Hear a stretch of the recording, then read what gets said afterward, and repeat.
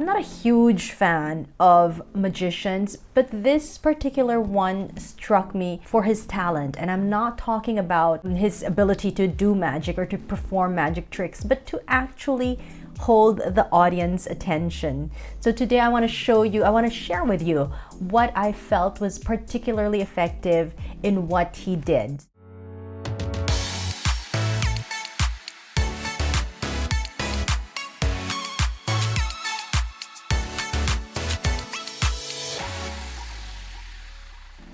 Very recently, my family and I were invited to a kiddie party.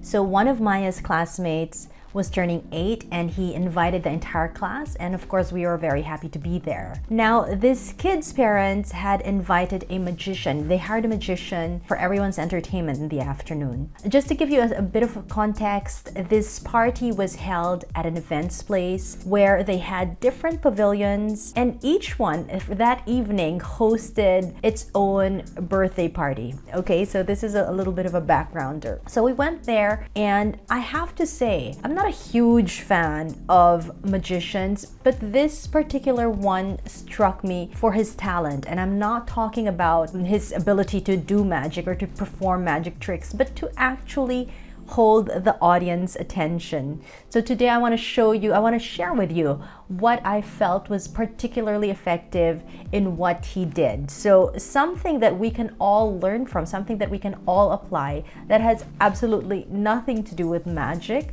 and has everything to do with keeping our audience attention and keeping our audience engaged. First lesson, using our voices effectively. Now this magician you could see he was an expert. You could see he was a seasoned magician. In the beginning, he had a headset and that was helping him project his voice. But unfortunately, like I said, we were in a place where there were other parties that were ongoing, and the events coordinator approached him several times saying he had to lower the volume of his voice because the other kids or the other parents and the other parties were complaining. So at a certain point, he said, you know what, okay, I'm just gonna get rid of this. And he just relied on his voice. He was projecting his voice the whole time. And you know, something that is not easy when you're talking about being in a big space with about 20 kids plus parents. Second, his ability to manage his time properly was impeccable. You know, with children, you cannot have a dull moment. For those of you who are watching this who have kids, you know that at a certain point, they just ask you, okay, now what? What am I gonna do? They get bored easily. So, and it's the same thing. It gets magnified when you're at a children's party because they can't wait to do what's next. So he made sure that he all had everything well planned, you know, in terms of games, in terms of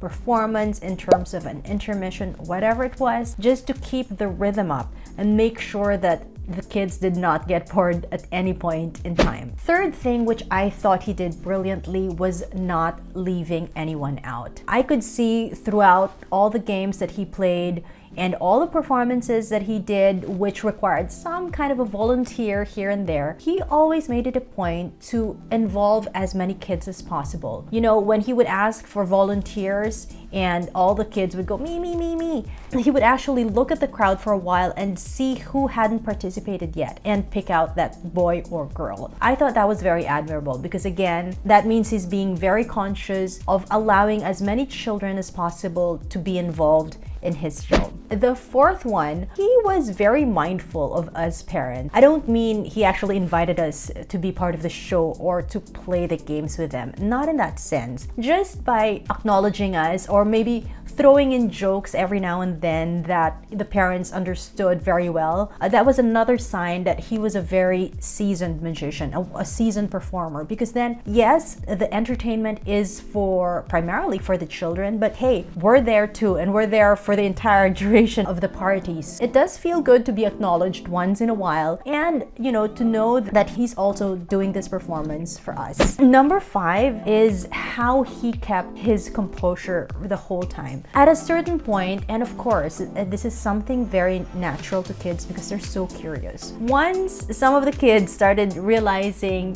that, his magic wasn't exactly magic, or they were starting to discover the little tricks here and there, or maybe they could see a thread here or there, they would, as children do, they would call it out, anything. But again, that's just how kids are. Some of them got very rowdy. Some of them insisted, it's not true, magic isn't real, magic doesn't exist. But he knew exactly how to handle these children. You could see at a certain point that it was kind of getting into him, because then they just kept getting louder and louder, but he never lost his cool the whole time. He was able to handle everyone and manage all those objections, keeping that very cheerful and magician-like disposition. And of course, number 6, I thought he did a very good job in terms of differentiating himself as a magician and promoting himself as well. In the end, he had these brochures of himself, and he basically asked the kids to line up, and he would sign each and every one of them. So he would autograph them basically. So he asked for everyone's name and signed that kid's name before handing out the brochure and telling the kid to give it to the parents. I thought that was pretty unique, because then again, that was a way of him making these kids feel important, okay? And at the same time, having a way for the parents to remember him and that kind of show that he had just staged. So there, again, we never stop learning, and sometimes I feel like if only we pay attention a little bit more, we'll realize that we learn so many things from maybe the people whom we least expect to learn from. There you have it. 6 things which I learned from a magician, which has nothing to do with magic and everything to do with holding your audience attention and keeping them engaged. I hope you liked today's video. I look forward to seeing you next week.